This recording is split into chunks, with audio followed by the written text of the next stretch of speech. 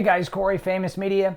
Today, just want to touch base on the Nikon D500 and D5 upcoming cameras that I'm going to be reviewing. Don't forget, I didn't forget about the Ursa Mini 4.6K, and I'm going to be doing that as well. So I just want to pull up some specs here. I've got some specs on my phone of the new D500. Let's sit down and just talk about this camera as well as the D5. Now, here's what we know. It's a 20.9 megapixel sensor, X-Speed 5, 3.2 inch rear screen, and it's tilting just like the D750. It does 4K Ultra HD up to 30 frames a second. It's got the multicam 20K 153 point autofocusing system, which basically puts this camera in a very similar bracket to the D5 autofocusing wise. Now, if you sit here and look at it, it goes up to ISO 51,200 native and extended to 164,000. 10 frames of shooting for up to 200 frames. It's got time lapse up to it looks like 10,000 photos and 180,000 pixel RGB sensor. Now, what do these specs mean?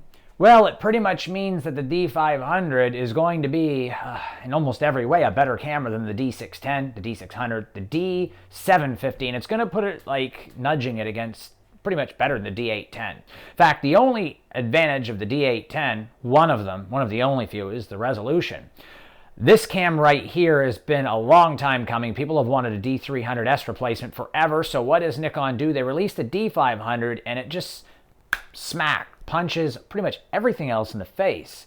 This camera is sitting right here priced at $2,000, is going to be a flagship DX body. Now, I'm a big believer in the D7100, D7200. They're great, but this camera is going to just kick them right in the groin.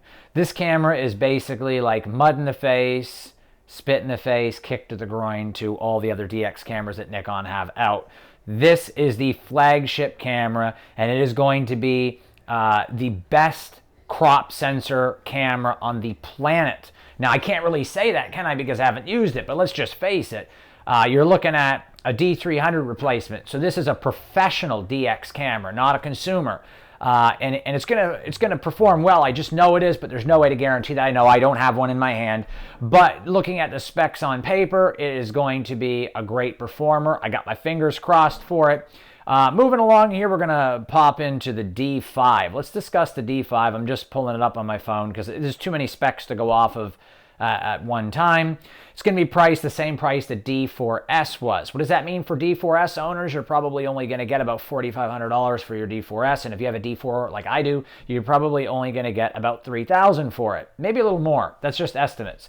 But besides that, it comes in two options I'm looking at here, compact flash or XQD. I do have one XQD card. So for me, I would not opt for the XQD version because I only have one card, but I've got 10 compact flash cards. So I'm going to just go with compact flash. I actually probably have more than 10. I have 10 just with my D800 and my D4. I probably have 12 or 14 cards. But anyway, the compact flash are going to be the better route for most people. If you're one of those individuals that has, I don't know, 6, 8, 10 or more XQD cards, and that's going to be for you. But why would you have that many XQD cards? In fact, I only have one. I only had one specifically for the D4 and D4S. I'm sure if anybody out there has XQD, it's the same as me. They have a couple, if that. Probably one, and maybe none. Maybe I'm the only one that has an XQD, really? I don't know. But moving along, it's a 20.8 megapixel sensor. Sounds familiar, doesn't it? Identical to the D500. X-Speed 5, yet again, screen 3.2 inch, 4K up to 30 frames a second. It's got the multicam 20K 153 point autofocusing system. So yet again, that sounds very similar. The 180,000 RGB sensor. Okay, so everything's starting to sound the same. It's safe to bet maybe at this point that the D500 is just a cropped version of the D5. I mean, that's very possible. We have 14-bit RAW files, and we also have 12-bit with RAW small support. Can you give us medium, Nikon, please? Like, medium support would be great. I'm sure everybody would thumbs up on the medium support. Medium RAW files would be great, but at least we have small for now, if that means anything.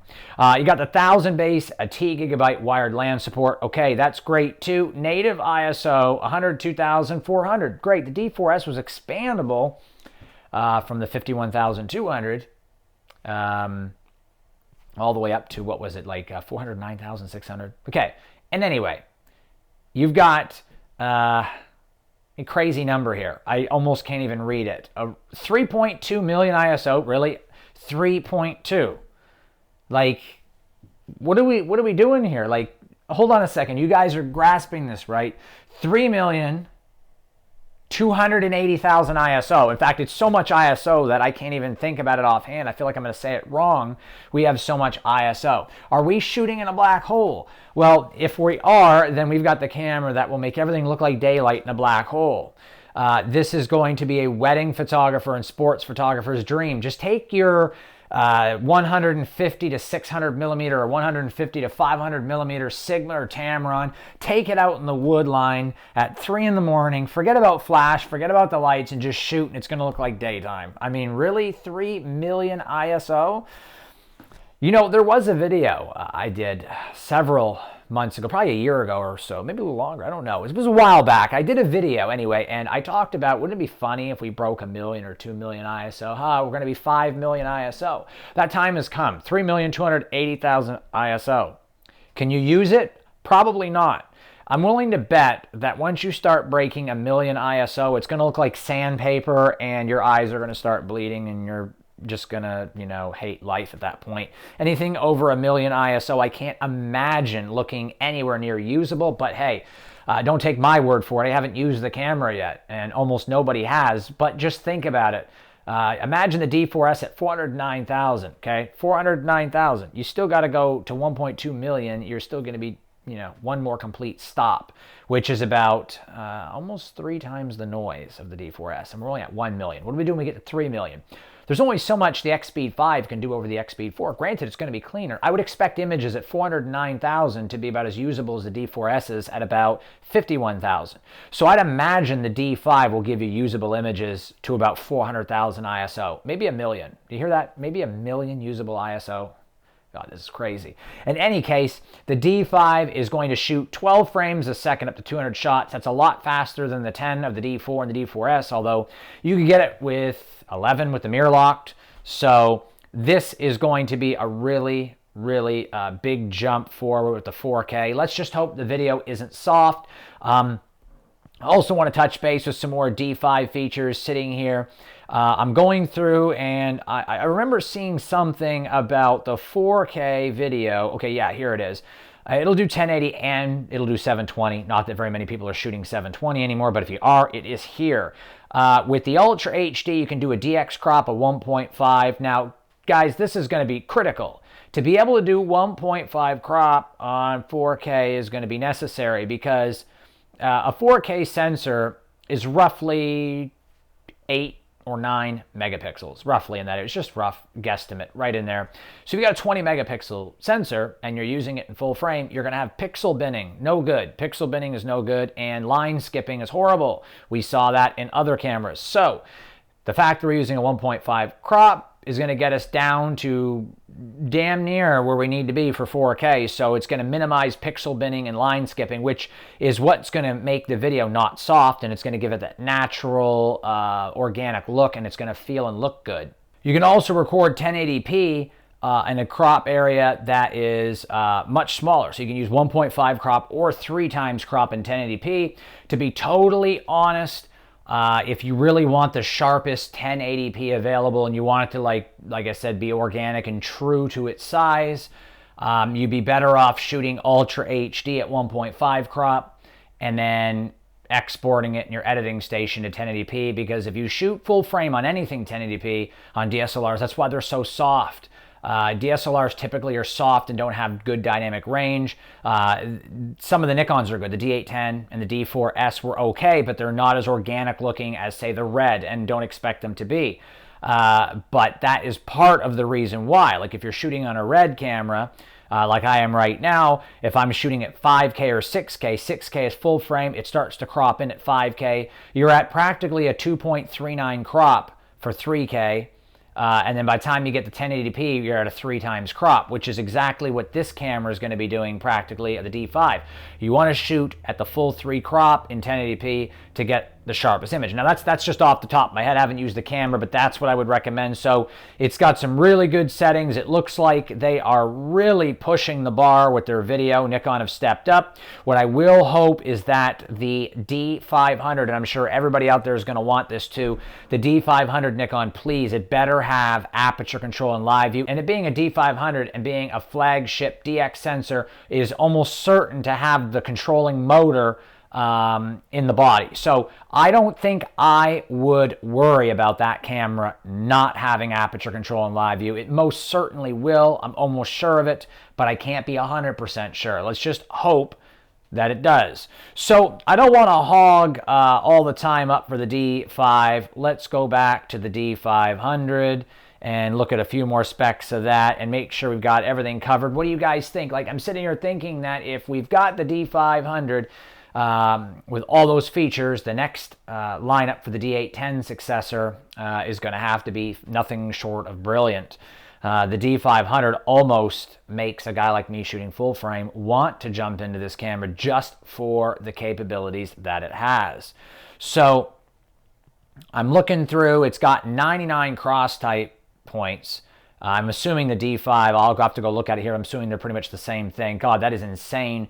The D500 is going to focus insane fast. That's a lot of autofocusing points. That means if we're going to go off of just sheer specs and a guesstimate, that would put the D500 well above the 1DX or the D3S or the D4, even the D4S or the D810. So that really pretty much puts the D500 as being like the top dog coming out. In fact, the only camera when it comes out that will be better than it will be the D5. That's it. So anything less than $3,000 or $4,000, nothing will even come close to the D500. So you've waited all these years, and finally Nikon has delivered on their promise of releasing something in succession to the D300S. So here it is. We're looking more at the D500, and it's got 3D tracking, 153 autofocus points, 99 cross type, just spectacular. It looks to be very similar in ways to the D5. So yeah, I don't see the movie adjustments being here. I think the D500 shoots the 4K video pretty much in 1.5, it says right here, just like the D5. It also does the 1.3 times crop on the already DX sensor. So, but that is just about it. We've just gone over some of the features and what we think. What do you think?